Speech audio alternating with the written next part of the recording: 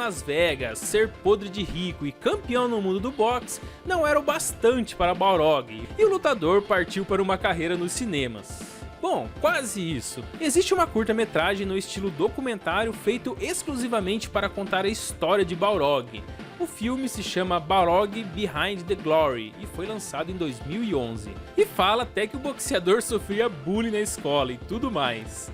O curta foi produzido pela Chubby Boy Filmes e, apesar de ter sido lançado oficialmente, é um projeto de fãs, muito interessante aliás para quem curte Street Fighter. E caso você tenha ficado interessado em ver o filme exclusivo aí, oficial da estrela de cinema Balrog, vou deixar o link na descrição. O original Street Fighter, estrelado por Jean-Claude Van Damme, é tão terrível que chega até a ser engraçado. Lá tem personagens e movimentos que até tentam chegar perto do que acontece no jogo, mas na prática parece mesmo um filme de comédia. No entanto, apesar de pouco ou nenhum sucesso desse filme, em 2009 a Capcom decidiu tentar novamente entrar no mundo dos cinemas, só que com uma história que se concentra mais nas lutas de Chun-Li contra o Mr. Bison e a organização Shadaloo.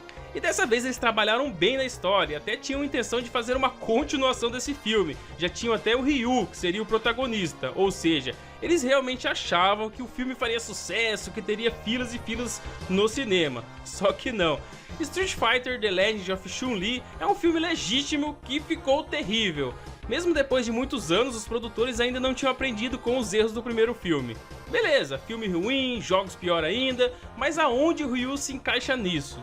Durante a cena final, Chun-Li é informada sobre um lutador japonês chamado Ryu, que poderia vir ajudá-las em suas batalhas. Nesse caso, se The Legend of Chun-Li tivesse sido um sucesso financeiro, Ryu teria recebido seu próprio filme solo na sequência. Imagine só em um filme do Ryu quebrando tudo e todos. Se fosse bem feito, seria bem bacana, mas pensando no fato dos filmes antecessores terem ficado péssimos, é melhor mesmo o Ryu ficar fora dessa.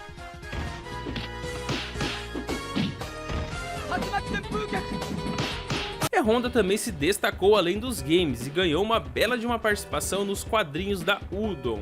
E lá é dito que Zangief apelidou E-Honda de Blue Tsunami, ou Tsunami Azul em português, já fazendo referência àquela onda de golpes que o lutador executa contra o oponente. Além disso, nesse mesmo quadrinho, Zangief tem o apelido de Red Cyclone, ou Ciclone Vermelho, também fazendo referência ao golpe do lutador.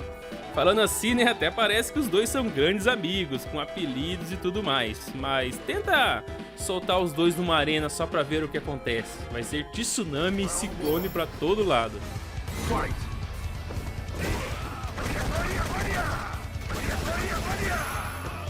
Você sabe o que significa o termo autodidata? Não tô lembrado não. É quando alguém aprende alguma coisa por conta própria, ou seja, aprende sem a ajuda de um mestre ou de um professor. E Bruce Lee também era autodidata, assim como eu disse agora há pouco, usando as técnicas do Kung Fu e artes marciais, ele criou o seu próprio estilo de luta. E Fei Long seguiu a mesma linha, pois começou a treinar Kung Fu a partir dos 6 anos de idade. E conforme os anos foram se passando, ele foi eventualmente desenvolvendo a sua própria técnica e lutou nas ruas até aperfeiçoar suas habilidades. E claro, depois de alguns anos ele já era faixa preta no seu novo estilo de luta, o Hiten Ryu, que em português significa escola de voo ou estilo de voar, algo assim. Inclusive em uma de suas citações de vitória em Street Fighter 4 ele se refere ao Hiten Ryu. Não sei se é assim que pronuncia, mas é assim que se escreve. O mais interessante de tudo isso aí é que essa luta exclusiva do Fei Long é na verdade uma forma de Kung Fu baseada no Jeet Kune Do, do próprio Bruce Lee, que ele criou na vida real mesmo. Esse palavrão aí na verdade é a técnica desenvolvida pelo próprio Bruce Lee, baseada no Kung Fu. O Bruce Lee, mesmo tendo falecido aos 32 anos de idade, já havia criado o seu próprio estilo de luta, baseado no Kung Fu. O cara era fera mesmo. E o Fei Long é praticamente toda a vida do Bruce Lee. Se você já era fã do Bruce Lee, muito provavelmente será fã do Fei Long também, pois ainda terá muitas referências assim.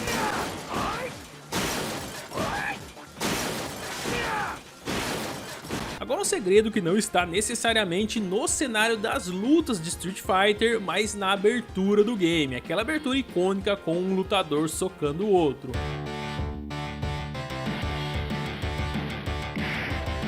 Por muito tempo houve rumores de que esses dois personagens na verdade são Mike e Joey lá do Street Fighter 1, e eles realmente são bem parecidos, né? Deixei a imagem pra você ver, parecem mesmo Mike e Joey, um socando o outro. Só que na verdade os rumores estavam errados, a própria Capcom soltou uma nota dizendo que eles são dois personagens totalmente diferentes, conhecidos como Scott e Max, e não tem nada a ver com Street Fighter 1. Mas eu não sei não, hein, acho que a Capcom está escondendo a verdadeira identidade desses dois lutadores.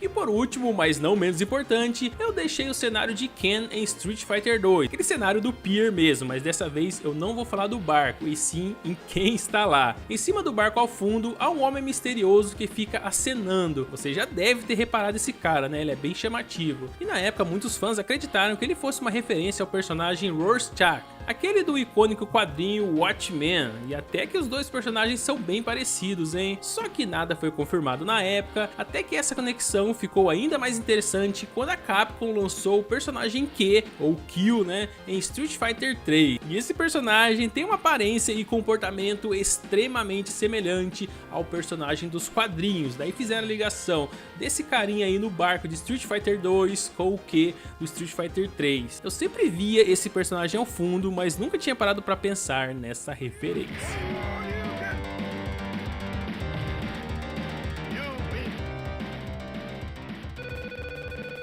Além da aparição do filme de Street Fighter e dos desenhos, que ao contrário do filme ficaram muito bons, Kami também faz uma aparição no filme da Disney de 2012, Detona Ralph. Eu sei que muita gente assistiu esse filme, mas será que todos perceberam a aparição sutil da Kami? Vamos lá descobrir. Quando os bandidos entram na central de jogos lá dentro do filme, Kami pode ser vista conversando com Chun-Li por alguns segundos, enquanto passam diante dos vilões. É uma aparição bem rápida mesmo, tem que ser muito ligeiro aqui para perceber. Ainda mais que a roupa que ela usa é quase idêntica ao seu traje lá do Delta Red, só a calça dela que foi ajustada para não ficar com as pernas de fora, né? Já que esse filme é mais apropriado para um ambiente familiar. Mas ainda assim tá na cara, né? Que é a Kami White. Você tinha percebido isso no filme? Não vale mentir, hein? Deixa aí nos comentários. Se tem uma coisa que a Chun-Li gosta mais que chutar os outros, é fazer aparições em filmes, quadrinhos, animações e, claro, em outros jogos que não fazem parte da série Street Fighter. Se for para contabilizar mesmo, quem aparece mais por aí dos lutadores, acredito que a Chun-Li ganha até mesmo do Ryu. Essa aí gosta de se exibir. De centenas de aparições conhecidas e desconhecidas, tem uma que ela aparece ali bem no comecinho do jogo Final Fight 2. Ela está ali no restaurante comendo uma tigela ali de um macarrão japonês. Eu acho que todo mundo que jogou Final Fight 2 deve ter visto a Chun-Li por ali. Outra vez que a mocinha deu as caras num jogo diferente é na introdução de Mega Man 9, onde ela é a repórter da televisão que está passando ali na hora. E muitas outras aparições em tantos outros games que não são Street Fighter. Essas aí que eu mostrei são apenas 2 exemplos de centenas de aparições da lutadora, que no final das contas se tornou mais famosa que os principais Street Fighter.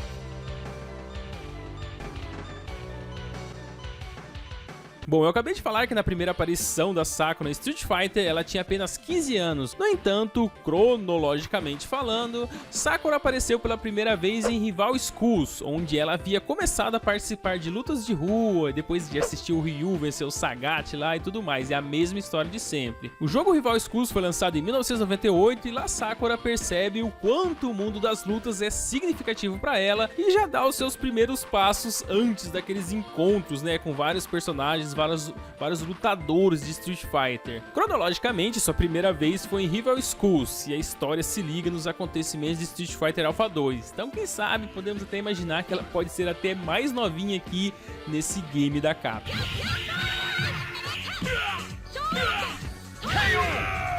Sakura usa o uniforme escolar e sua primeira aparição cronológica foi num jogo que envolvia colégio. No entanto, essa garota não é tão estudiosa quanto aparenta não. Em Street Fighter Alpha 2 já é contado logo de cara que Sakura começa a viajar pelo mundo à procura de Ryu e embarca em uma longa jornada para encontrá-lo no intuito de se tornar sua aluna. Ou seja, ela abandona a escola para seguir Ryu em sua jornada ao encontro do mais forte. E aí que a hipocrisia começa, né? Quando ela usa o uniforme escolar o tempo todo, sendo que ela basicamente abandonou os estudos. Em jogos futuros, quando ela está mais madura, podemos presumir que ela voltou para a escola e terminou o colégio, mas em sua primeira aparição em Street Fighter Alpha 2, com certeza ela abandonou os estudos, abandonou tudo para seguir o Ryu.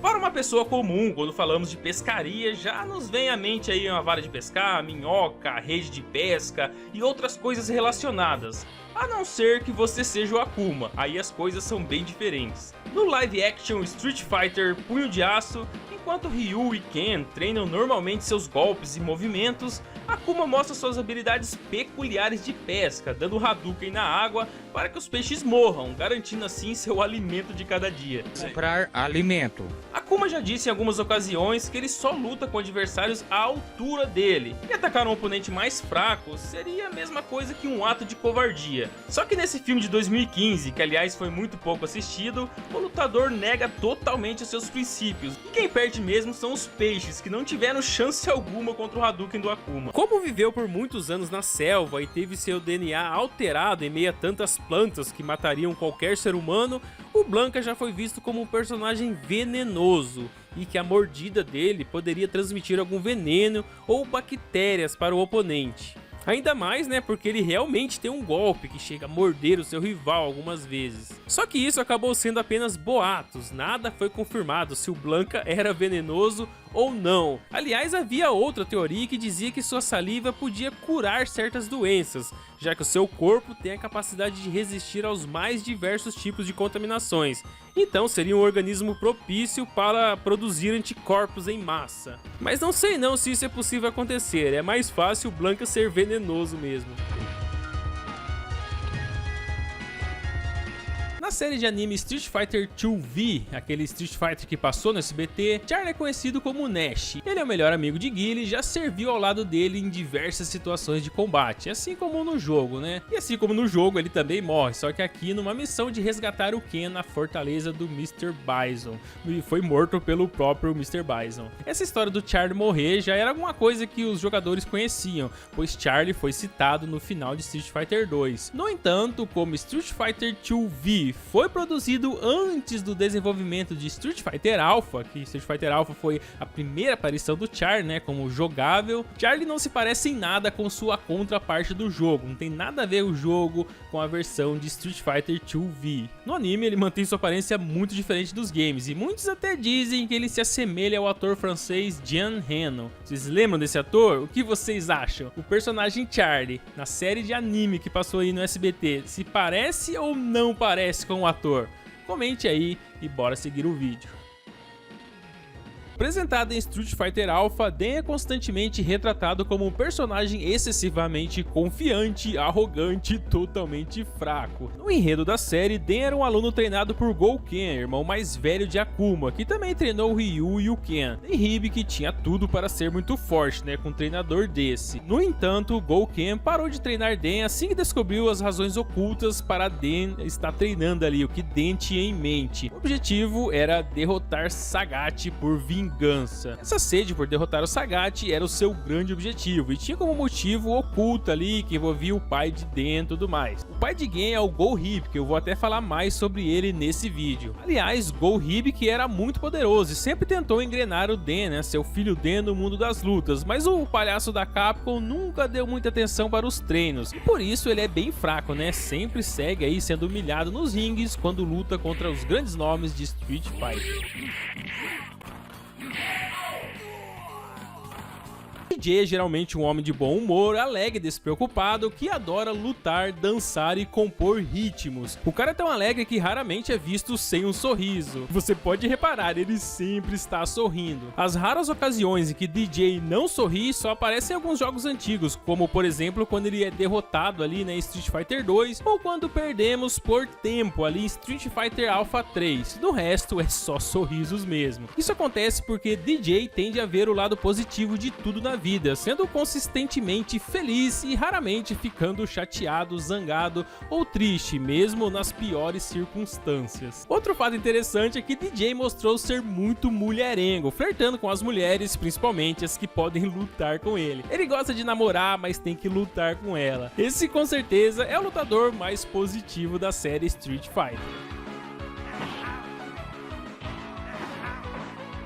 E por último, vou falar sobre o real motivo do lutador DJ ter estreado aí no torneio Street Fighter. E não, ele não estava impondo do mais forte. Na verdade, desde a época de Super Street Fighter 2, DJ já era uma sensação musical. Ele entrou no segundo torneio apenas para encontrar um novo ritmo para o seu próximo álbum. Quem sabe algumas lutas ali ou inspirar-se a criar um novo ritmo. Imagine só, você entra num torneio mortal somente para criar uma música. E pior é que deu certo, né? Depois de várias lutas bem sucedidas, DJ conseguiu o que procurava e suas novas músicas chamaram a atenção de um produtor musical que acabou oferecendo a DJ um contrato com uma gravadora. E foi a partir daí, né, que ele ficou super famoso. Essa evolução no mundo da música é mostrada ao longo dos jogos, até chegarmos aí em Street Fighter 6, por exemplo, que é muito mostrado. Apesar da fama, DJ não se deixou abalar e ainda é um cara sorridente do mundo dos games, está sempre pronto para uma boa luta. Dentro da história do jogo, Dhalsim nasceu em 1952 e quando criança teve seus pais assassinados. E a partir disso foi obrigado a viver nas ruas por um período de tempo até ser resgatado por um monge que cuidou dele e ensinou a arte do yoga, que ele pratica até hoje.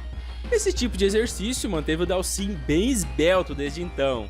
Isso para não dizer extremamente magrelo, né? O cara parece um esqueleto humano, muito magro mesmo.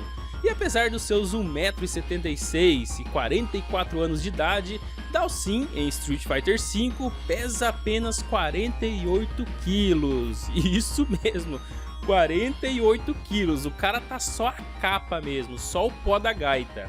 Mas isso não atrapalha em nada sua força e habilidades. Pelo contrário, o fato dele ser tão magro assim é que permite que todos os movimentos de yoga nas horas das lutas sejam feitos. Se ele fosse um pouquinho mais gordo, eu acho que já seria meio complicado, né? Imagine só se ele tivesse o corpinho do E-Honda. Acho que o yoga não daria muito certo nesse caso.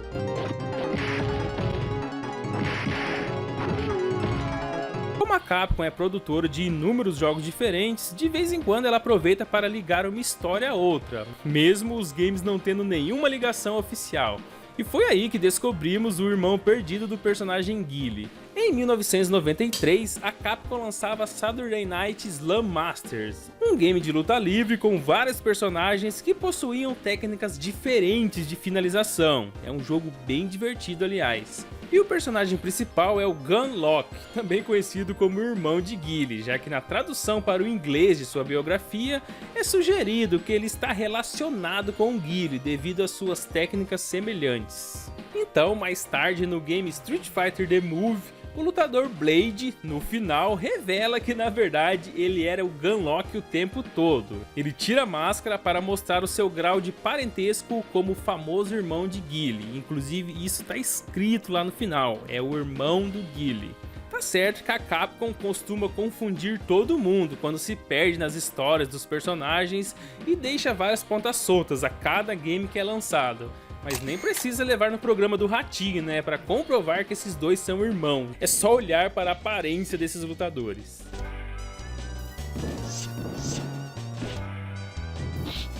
A primeira aparição de Ken não foi em Street Fighter 2, ele até ficou mais conhecido no jogo 2, só que sua primeira aparição mesmo foi no primeiro game, nos anos 80. O que confundiu muitos jogadores é que apenas o Player 1 podia jogar com o Ryu, e caso você quisesse jogar com o Ken, teria que jogar com o Player 2.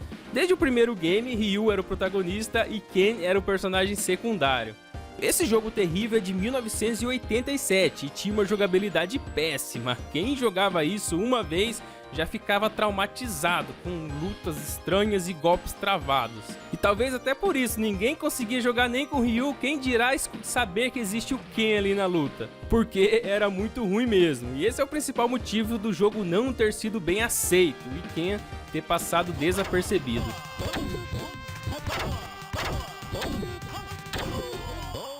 O tamanho intimidador do Sagat, seu tapa-olho e sua cicatriz exposta no peito botam medo em qualquer adversário, e deveria mesmo, né, já que o conceito de criação do personagem era que ele fosse intimidador. Mas de onde vem essa inspiração? Por que o criador queria que o lutador tivesse essa aparência? Essa pergunta tem duas possíveis respostas. Acredita-se que a aparência de Sagat tenha sido baseada num lutador de Muay Thai chamado Sagat Petchand. Esse Sagat da vida real é um ex-boxeador profissional tailandês, lutador de Muay Thai, ator e treinador. O cara é tão bom no que faz que até hoje é considerado por muitos um dos maiores lutadores de Muay Thai de todos os tempos. Não é o melhor da Tailândia não, é o melhor do mundo, o cara manjava mesmo dos Paranauê. E o fato dele lutar Muay Thai e se chamar Sagat nos leva a pensar que foi a inspiração para o Sagat de Street Fighter, porém nada foi confirmado oficialmente pela Capcom. Outro personagem que tem até referência que sugere a inspiração do lutador é o Heiba, do mangá Karate Baka Ishidai, nem sei se é assim que se pronuncia. Evidências disso aparecem no design original do próprio Inafune, e o traje alternativo do Sagat em Street Fighter 4 também sugere essa evidência, já que nesse traje a calça do personagem lembra muito aquela calça que o Heiba usa, ele veste lá no mangá. Pode ver que o do jogo e o do mangá são bem parecidos. Meu palpite é que os dois tiveram e bastante influência aí no conceito de criação do Sagat.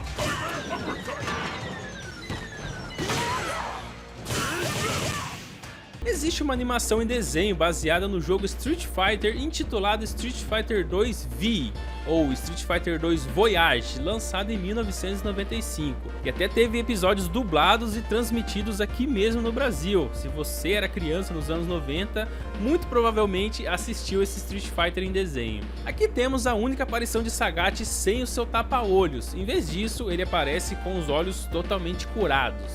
Esse desenho é baseado no jogo, não é exatamente ao pé da letra que estava no game, por isso o Sagat é tão diferente. E logo de cara, Sagat tem uma luta contra o Ryu, já que o lutador japonês é preso na Tailândia por suspeita de tráfico de entorpecentes. Olha o Ryu aprontando, hein?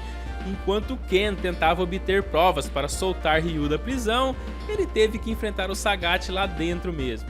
Sagat aqui tem os dois olhos muito saudáveis e no final da luta não sofre nenhuma lesão no peito ou tem o olho danificado. Aliás, ele até se torna amigo do Ryu no final. Isso é mostrado nesse mesmo episódio, quando o Ryu é solto sob condicional. Sagat o acompanha até a saída com um sorriso no rosto. Ah, esse olhar do Sagat, hein? Mal sabe ele que nos games vai perder o olho direito e ter o seu peito rasgado.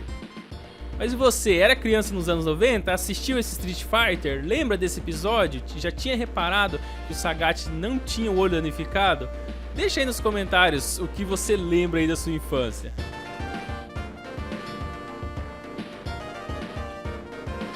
Uma coisa que talvez pouca gente reparou é que Vega é o único lutador armado de Street Fighter 2, enquanto todos os outros oponentes lutam na raça mesmo e usam punhos como armas, Vega tem suas terríveis garras. Não são tão terríveis assim, já que o dano delas é um dos mais fracos do jogo, fora que depois de um certo número de golpes recebidos, Vega acaba perdendo essas garras, elas acabam se quebrando. A única vantagem mesmo dessas armas é que Vega terá um alcance maior em comparação com os outros jogadores. A força mesmo do personagem não altera em quase nada, mesmo ele sendo o único lutador armado em Street Fighter 2.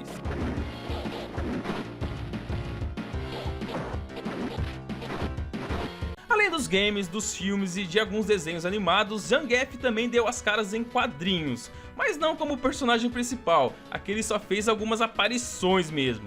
Nos quadrinhos da Udon, a dedicação com o personagem era tão grande que os textos do Zangief, tudo que o Zangief fala, são escritos em balões de fala amarelos e vermelho. muito parecido com a bandeira da Rússia, que tem seu emblema amarelo da foice e o martelo. Os criadores deixaram os balões de fala assim propositalmente para mostrar a devoção de Zangief por sua terra natal. Além disso, a escrita dos balões de fala do Zangief está em negrito e itálico a maior parte do tempo, indicando o quão alto Zangief geralmente fala. Ou seja, ele provavelmente fala gritando o tempo todo.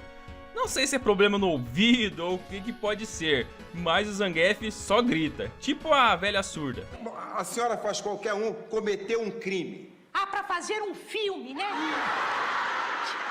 Entre as coisas malignas que Bison fez para o povo Thunderfoot está a lavagem cerebral de alguns membros que agora trabalham para o vilão. E um desses membros é a Julie. Sim, a mesma Julie, lutadora de Street Fighter, mas ela anteriormente se chamava Julia. Durante os eventos de Street Fighter 2, T-Hawk entrou no torneio World Warrior justamente para encontrar Julia e recuperar a terra do seu povo. Nessa época, o lutador soube que sua amada Julia tornou-se Julie, uma das bonecas com lavagem cerebral aí do Bison. E isso deu até mais motivação para ele tornar a sua vingança realidade. Bom, ele não chegou a vencer esse torneio, mas conseguiu recuperar a terra para o seu povo. Porém, a terra estava toda devastada, desolada e vazia. Desde então, T-Hawk jurou tornar sua terra tão grandiosa quanto era antes e trazer seu povo Thunderfoot de volta para casa. Isso demoraria muitas décadas, é contado aí durante os jogos de Street Fighter, e nesse meio tempo ele ainda continuava sua busca por Julia. E no final de Street Fighter 4, T-Hawk descobre que Julia agora é uma casca do seu antigo eu, pois mesmo anos depois ela ainda sente os efeitos da lavagem cerebral, mesmo estando muito longe do vilão. Nesse final, T-Hawk encontra Julia em uma cabana no deserto, sendo cuidada por um casal de idosos. Porém, seu estado mental é meio conturbado e ela parece não reconhecê-lo ou mesmo notar sua presença. O interessante é que Julia reaparece em Street Fighter V como uma das dolls, e possivelmente esse final do jogo 4 não é canônico. Então tem um fundo de esperança para um final feliz entre esses dois lutadores. Quem sabe em jogos futuros, T-Hawk e Julia fiquem juntos. Uma coisa bem óbvia sobre o personagem é sua troca de nomes com Vega e Bison quando o jogo veio para as Américas. Mas fiquem tranquilos, eu não vou entrar em detalhes sobre isso não. Com certeza vocês já estão entediados de tanto ouvir falar sobre esse assunto. É verdade. Porém, há um detalhe criado ao longo dos anos pelos fãs com o nome Balrog, para ajudar a identificar aí, né, alguma confusão futura com o personagem. Alguns chamam de Balrog, alguns chamam de Bison, então para evitar esse tipo de confusão, foi criado um nome próprio. Devido à maneira de como ele é nomeado de formas diferentes em várias regiões, Balrog é conhecido na comunidade internacional de Street Fighter como Boxer, ou boxeador em inglês. Em vez de ficar explicando ali de qual versão do Balrog estamos falando, a comunidade fala somente Boxer. Todo mundo na hora já sabe quem é. Claro que isso é visto mais em eventos mundiais, né, onde geralmente predomina o idioma inglês. Então fica a dica caso você vá para algum evento assim, de Street Fighter. E não chame o lutador de Balrog para não confundir, chame apenas de Boxer. Lutas e tal, que esquece de fazer coisas normais que acontecem na vida das pessoas, como namorar, por exemplo. Se ele tiver que escolher entre uma esposa e um torneio, vocês já sabem a resposta. Mas nem sempre foi assim. No decorrer dos anos de Street Fighter, houve inúmeras adaptações de quadrinhos da série, desde quadrinhos americanos até séries de mangá. Tem até crossovers do Street Fighter com Sonic the Hedgehog, Mega Man e outros personagens que o Ryu não encontraria de uma forma normal.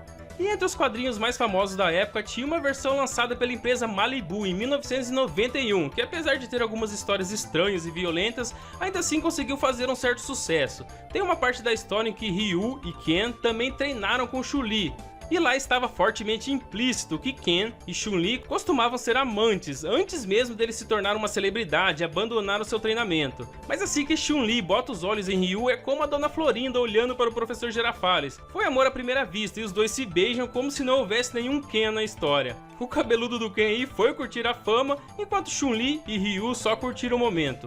E por aí já percebemos que esses dois aí têm sentimentos um pelo outro, tanto que eles ficaram juntos por um bom tempo. Mas como foi dito antes, o maior amante de Ryu são as lutas e os torneios de Street Fighter. E mais uma vez a nossa lutadora de pernas grossas foi descartada do seu romance. Coitadinha da Chun-Li, né? Vai ver, é por isso que ela é tão brava e dá umas surras nos homens dentro dos torneios.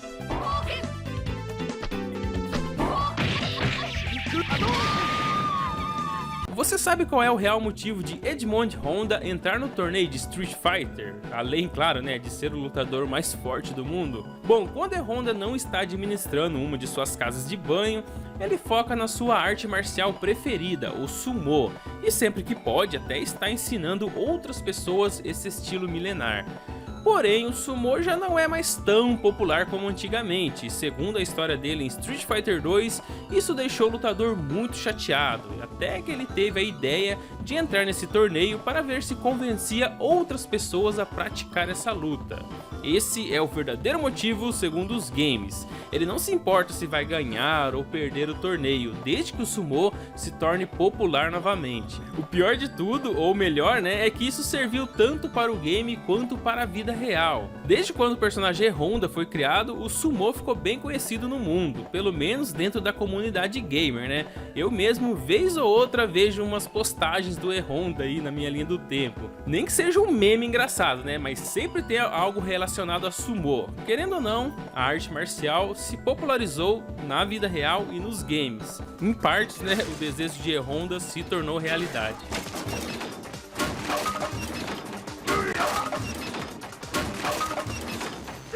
Fei Long faz uma pequena aparição em Street Fighter 2 Animated Movie, o filme animado, e lá ele foge do set de filmagem que estava trabalhando para assistir um torneio de lutas de rua, bem a cara do Fei Long, né? Ele não quer saber de trabalhar de ator não, ele quer brigar na rua mesmo. Chegando lá, ele conhece o Ryu e o desafia para uma luta. Acho que a autoconfiança do Fei Long estava bem elevada nessa época, pois o Ryu era um personagem muito forte. E apesar de acertar alguns golpes, no final Ryu vence a luta, e pior ainda, hein? Quebra o braço do Fei Long. Achou que ia ser fácil derrotar o Ryu, né, Fei Long? Só que não. Mas não foi tão grave assim, já que pouco tempo depois, naquele mesmo dia, os dois lutadores se encontraram na rua e tiveram uma breve conversa sobre a Shadaloo, e ali o braço do Fei Long já estava melhor. Ele até diz no finalzinho da conversa que um dia os dois vão se encontrar e vão lutar de novo para ver quem é o mais forte.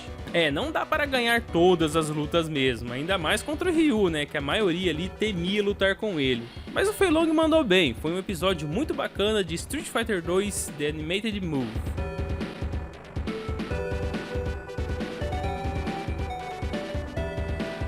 Agora vamos dar um pulo em alguns cenários de Street Fighter Alpha 2, começando com o cenário do Guy, que contém um easter egg que traz uma conexão direta com o clássico Final Fight. Bom, o cenário do Guy fica na cidade de Metro City, uma cidade inspirada em Nova York, que aliás é a mesma cidade do jogo Final Fight. E olha só quem aparece no fundo, nada mais nada menos que o prefeito mais bombadão de Metro City, o Hagar de Final Fight. Ele e outros personagens assistem de camarote a briga que está rolando ali na frente. Cammy White é a segunda personagem feminina de Street Fighter. A primeira havia sido a Chun-Li, mas Cammy com certeza é a mais nervosa. Qualquer palavra em falso numa conversa com ela pode resultar numa surra sem precedentes. Ela tem essa carinha de anjo, mas o amor de uma bruxa, e durante o vídeo eu vou contando mais detalhes sobre essa personagem. Um desses detalhes é que Cammy White tem vários nomes, cada um numa versão diferente da personagem. Tem a Delta Red Cammy, tem a Shadaloo Cammy e até a Doll Cammy. Dependendo do jogo que você estiver jogando, será um nome diferente, já que a Capcom tem esse costuminho feio de mudar totalmente a história em cada jogo que é lançado. Mas o codinome mais diferente e mais conhecido de todos é Killer Bee, que em português significa abelha assassina. É assim que o Bison chamava essa garota de 16 anos antes dela se chamar Cammy. Abelhas assassinas são agressivas e atacam as pessoas a qualquer movimento, então eu estou praticamente descrevendo a personalidade da Cammy.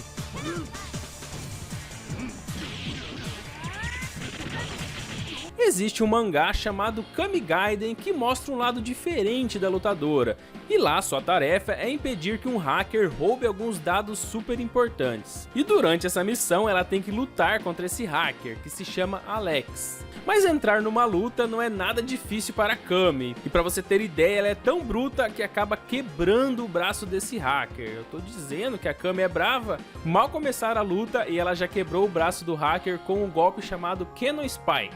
Aquele golpe lá que parece um Shoryuken, só que com as pernas. Tipo esse aí. E a história vai se desenrolando nesse mangá, mas no final ela nem consegue recuperar os dados. A missão foi quase em vão. Mas para não perder a viagem, Kami salva um gatinho que estava perdido ali no seu caminho. Bem a cara da Kami, né? Salvar um gato de rua. Mas para a sorte dela, os dados estavam na gola do gato e a missão acabou sendo um sucesso. Só o Alex mesmo que quebrou o braço. Mas porque bancou o burro, né? Quem que seria idiota o suficiente para enfrentar a Kami White? Eu que não sou trouxa. Yes, that's right. I'm here to help you.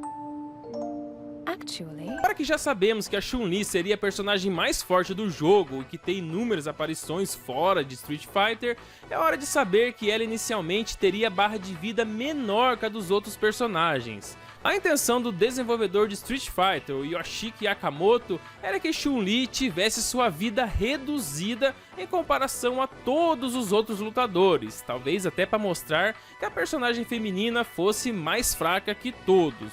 E hoje nós sabemos que não é nada disso, né? A Chun-Li muito provavelmente é uma das personagens mais fortes. Mas durante o desenvolvimento, essa era a intenção dos desenvolvedores, diminuir a barra de vida da Chun-Li. Ainda bem, né, que a grande maioria dos outros desenvolvedores eram contra essa ideia e deixaram a vida da lutadora exatamente como a dos outros personagens. Aí ficou tudo de igual para igual. E sorte dos outros lutadores que a barra de vida é que estava em pauta naquele debate, porque se fosse a beleza de cada um, com certeza a Chun-Li derrotava todos ali num golpe só.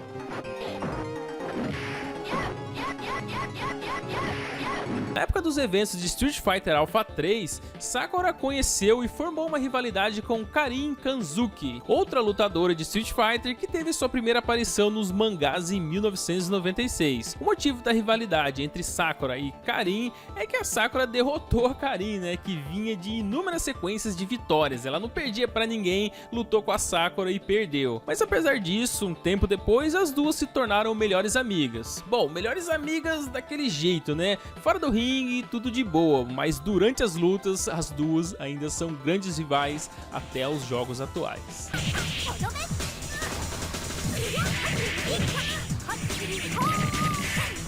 Se você acha que somente Kratos gosta de lutar contra deuses, você está mais por fora que alça de caneca. Akuma também já desafiou um deus para a luta justamente na intenção de provar ser o lutador mais forte do universo. No crossover de 2003 SNK vs Capcom, tem um final do Akuma que ele vai para o céu, só que na intenção de ser o guerreiro mais forte de todos os seres existentes, já que a Terra, segundo o Akuma, está desprovida de oponentes dignos. Cê é o bichão mesmo, hein, doido? E ao chegar lá, o lutador encontra o Todo-Poderoso assistindo TV bem de boa, e Akuma, se achando o cara, né, desafia Deus para uma batalha de vida ou morte, e a cena termina por aqui, não mostrando quem ganhou ou quem venceu. Mas já percebemos uma coisa, se existe um lutador com o desejo de se mostrar como o mais forte, esse é o Akuma.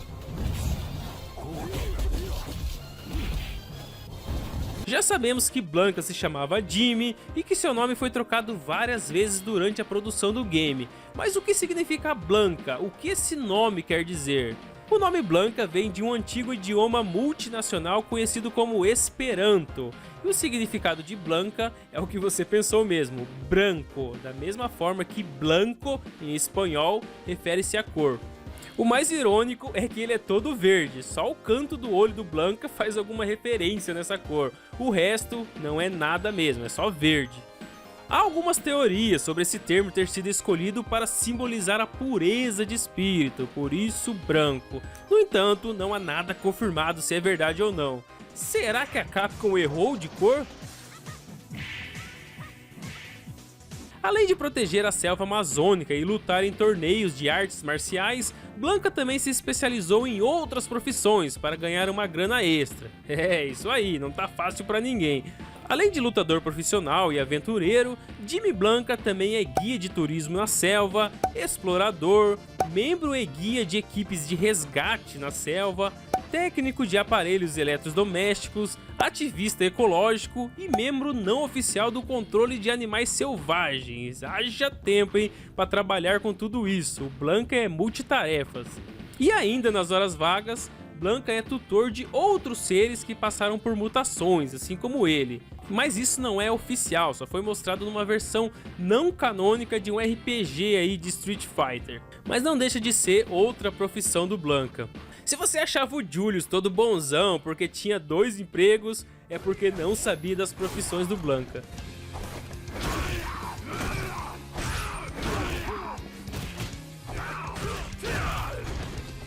Bom, então é isso. Esse foi mais um vídeo de curiosidades aqui do Nostalgia dos Games. E se você gostou do conteúdo, não esqueça de carimbar o joinha e se inscrever se é novo por aqui, beleza? Eu também estarei deixando o link de vídeos de outros personagens do Street Fighter, caso você não tenha visto ainda.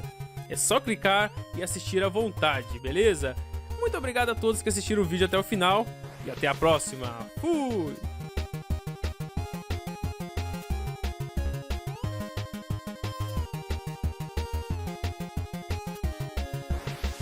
Da história dos primeiros games, Charlie fazia parte da equipe militar secreta de elite, só os melhores dos melhores, e nesse tempo copilotou muitas missões especiais junto com seu amigo de longa data, Guile. Além disso, também fez parte da aviação do Corpo de Fuzileiros Navais dos Estados Unidos, e essa corporação aí dos fuzileiros tem seu próprio estilo de luta chamado Programa de Artes Marciais do Corpo de Fuzileiros Navais. E esse estilo de luta militar aí existe na vida real, existe de verdade mesmo, um treinamento especial para fuzileiros, e foi daí que surgiu boa parte dos movimentos e golpes de Charlie Nash.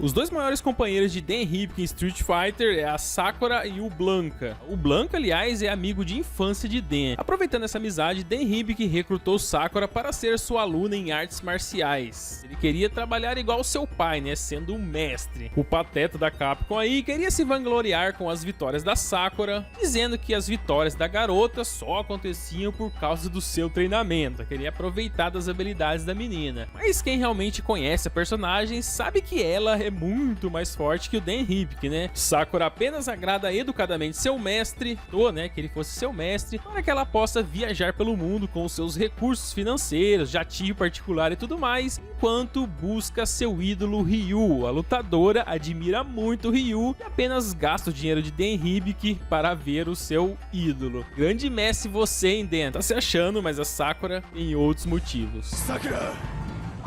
Fora dos games, DJ tem outras habilidades, como por exemplo no desenho animado de Street Fighter de 1995. Aqui seu papel é mínimo e ele serve como um piloto de helicóptero. Não é nem DJ, não é nem lutador, ele é piloto mesmo. Já no filme dos anos 90, aquele filme terrivelmente ruim, DJ é um ganancioso especialista em computadores, coisa que nunca foi mostrada no games. Ainda bem, né? O DJ é bem melhor lutando, criando suas músicas do que mexendo com computadores. Mas enfim, o lutador aparece rapidamente em alguns mangás, mas seu destaque mesmo ficou no desenho e no filme dos anos 90. É isso aí, DJ, você ainda está em forma. Dhalsim é conhecido no mundo dos games por ser bastante humilde e se preocupar com seu povo. Apesar de sua aparência intimidadora e habilidades mortais, no fundo ele tem um coração bom. Sua história de vida é bastante triste e conforme eu for listando as curiosidades aqui, ao mesmo tempo vou contando um pouco dessa história. Vamos começar? Você já reparou que Dhalsim possui um colar de crânios no pescoço? É claro. Mas por que crânios? Qual é a história por trás desse colar tão excêntrico? Bom, todos esses crânios são de crianças da vila onde o Dhalsim morava, que um tempo atrás morreram durante uma praga que devastou o vilarejo. Mas o lutador não fez esse colar como desrespeito às crianças ou algo assim. Na verdade, ele fez como uma lembrança que é o seu dever proteger o seu povo, não importa o que custe, né? Toda vez que ele vê esse colar, ele sabe que ele precisa proteger o seu povo. Claro, né, que ele poderia ter escolhido outros objetos para representar a defesa das crianças, podia ser qualquer coisa em vez de um colar de caveiras. Mas sendo Dhalsim diferentão do jeito que ele é, até que não foi uma coisa tão estranha, você verá muitas outras nesse vídeo. Por último, é hora de conhecer a família do Dhalsim. É, isso mesmo, ou você achou que ele era apenas um lobo solitário que vive em torneios de luta pelo mundo afora? É, ele também é tudo isso. Mas quando sobra um tempinho, Dhalsim volta para o seu povoado e encontra sua esposa Sari e seu filho Data. O filho já foi mostrado desde a primeira aparição do lutador, no final de Street Fighter 2. Quando Dhalsim vence o torneio e volta para casa montado num elefante. Então, 3 anos depois, ele aparece com um filho. Depois disso, essa história veio mudando aí, né, e sendo aperfeiçoada conforme os jogos novos vêm saindo. Sempre tem atualizações dentro dessa história, mas sem perder aquela essência que todos nós já conhecemos desde 1991 na história do Dhalsim. E assim como eu disse durante o vídeo, né, Dhalsim é aquele tipo de personagem que nunca esqueceu suas origens, nem na história dentro do jogo, nem no próprio game em si. Passa ano, passa jogo novo e o Dhalsim sempre é o mesmo. Esse lutador é fogo.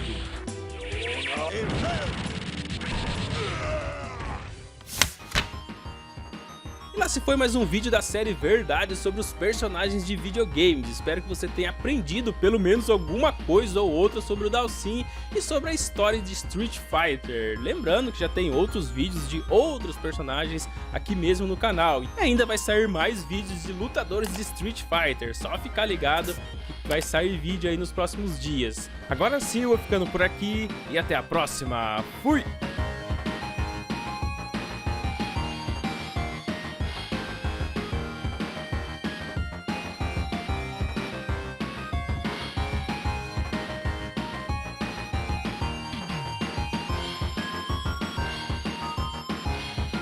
Quem aí sabe me dizer quem é o cunhado de Guile? Quem responder Ken pode estar certo, quem sabe?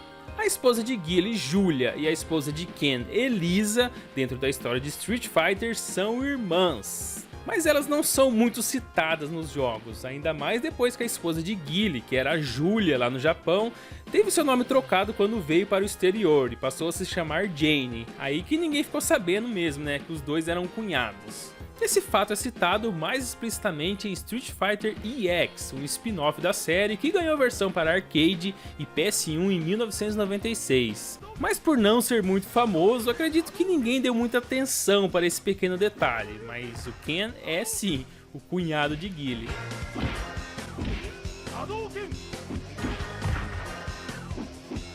Desde criança, sempre achei que Ken fosse o nome completo desse lutador de Street Fighter, mas anos depois descobri que ele havia ganhado um sobrenome e passou a se chamar Ken Masters. E na época até apareceu alguns boatos sobre o nome verdadeiro do Ken ser Kenneth Master, e Ken ser apenas uma abreviação do seu nome, um jeito informal de falar. Mas eu não encontrei nada oficial sobre isso, nenhuma declaração oficial da Capcom, então, por via das dúvidas, fica Ken Masters mesmo. Mas você sabia que Ken em japonês tem um significado? Eu não sabia. Pois é, o nome do lutador significa espada ou punho na língua nipônica, já demonstrando que o nome foi escolhido estrategicamente para o personagem Street Fighter. Acredito que todo mundo tenha percebido que o Sagat tem o olho danificado, né? E por isso usa um tapa-olhos o tempo todo. Mas você sabe como ele obteve esse ferimento? E não foi o Ryu. Quando criança, Sagat arrumava muitas brigas com outros meninos, e em uma dessas brigas teve esse olho danificado. Justamente por isso que ele começou seu treinamento de Muay Thai. Ele queria ser forte o bastante para ninguém intimidar ele, e com 15 anos já se tornou o campeão do mundo de Muay Thai. Então, algum tempo depois, Sagat foi desafiado por um homem mascarado que se recusou a dar o seu nome na hora do confronto.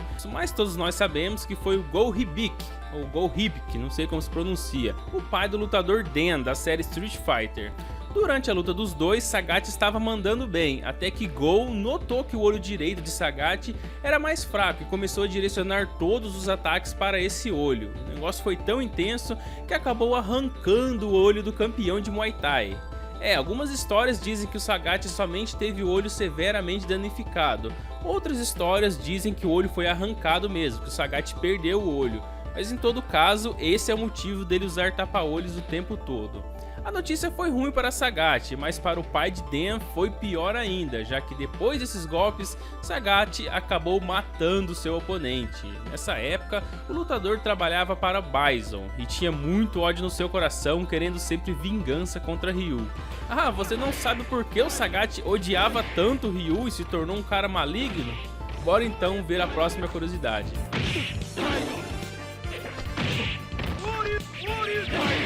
Vamos começar com o passado de Vega. Ele nasceu numa família rica, na Espanha, e por razões não reveladas, eles acabaram perdendo essa fortuna, e a mãe do lutador teve que se casar de novo em busca de estabilidade financeira. Com o passar dos anos, Vega aprendeu a arte do ninjitsu, mas sua paixão mesmo era as touradas. Só de olhar para as roupas dele aí, já percebemos que tem alguma relação, ele é um toureiro nato. E na história do game, antes de ser um lutador, nos torneios, Vega era um toureiro muito bom naquele país. Porém, nessa época, seu padrasto matou a sua mãe, o que fez com que ele se vingasse matando seu padrasto. Esse incidente, inclusive, foi o que despertou o desejo maligno em Vega, e é a partir daí que começa sua participação em Street Fighter. No decorrer do vídeo ainda falarei mais sobre suas habilidades de luta, porém seu forte mesmo na vida é ser um bom toureiro.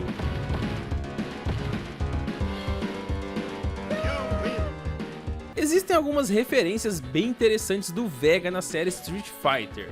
E uma delas está em Super Street Fighter 4 e Street Fighter 5, onde o segundo traje alternativo de Vega tem semelhança com o personagem Zorro, que nas adaptações do cinema e tudo mais, geralmente o colocam como um personagem espanhol, mas na história original do Zorro mesmo, ele é americano.